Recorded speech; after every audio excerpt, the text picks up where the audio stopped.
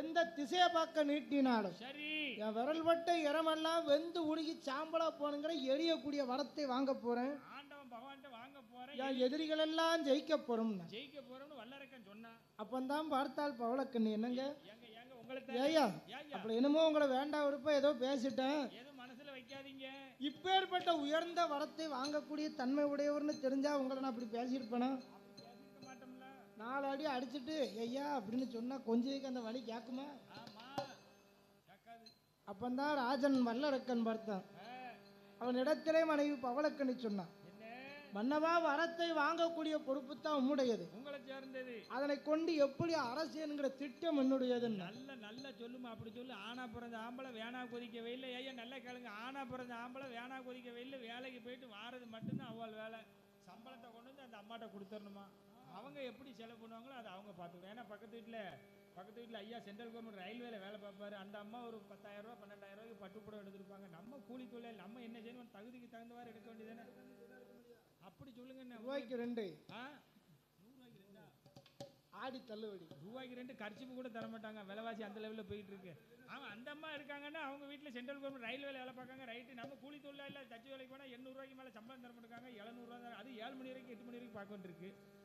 அதுக்கு தகுந்த வார்த்தை நீ போகணும். நீ 10,000க்கு பட்டு போட எடுக்கணும்னா நான் 10 பைசா வட்டிக்கு தான் வாங்கணும். எத்தனை பைசா வட்டிக்கு? அது இப்போ காண மாட்டேங்குது. ஆமா அதுவும் தர மாட்டேங்காங்க.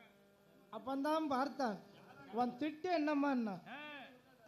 சுவாமி என்ன ஆள்காட்டி விரலை கொண்டு ஐயா இந்த அரசர்கள் எல்லாம் எரித்தீங்கன்னு சொன்னா அந்த அவனை பூலோகத்தை தான் ஆளலாம். இந்த பூலோகத்துல தான் இருக்கு. வரம் கொடுத்த ஆண்டவனையே நீங்க எரித்தால் ஆதி கைலாயத்திலே நீங்க ஆண்டவனா இருக்கலாம்.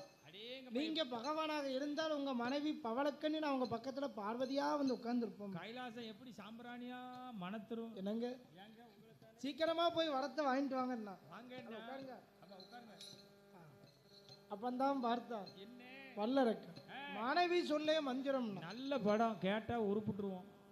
மனைவி பேச்செல்லாம் கேட்கணும்.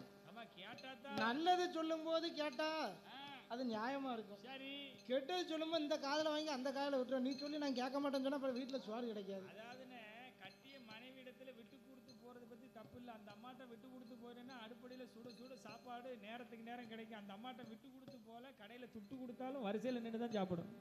ஆமா யோ பொறுங்க. பங்குனி உத்திரம் 5 கோயில் கடைக்கு இங்க ஒரே ஆர்டர் கொடுத்துருக்காங்க. நீங்க 5 பேர் வந்துக்கிட்டு சடாட் போடா நிக்க 10 நிமிஷம் 1/2 மணி நேரம் ஆகும்யா அப்படின்றாங்க. 1/2 மணி நேரம் ஆகும். சப்பாத்தி ஆர்டர் கொடுத்துருப்போம். அங்க புரோட்டா தான் இருக்குமாங்க. அப்ப வெறும் புரோட்டா சாப்பிட முடியாது. ஒரு சிக்கன் ஸ்ப்ரே கேப்பிய. நிர்வாகத்தை நாம மனசுல வச்சுக்கணும். ஐயோ சொல்லியிருக்காங்கன்னு சொல்லி 1/2 மணி நேரம் நின்று சாப்பிட வேண்டிய அதுக்கு என்ன செய்ய கால சூழ்நிலை. அப்பந்தான் பார்த்தா மனைவி சொல்லே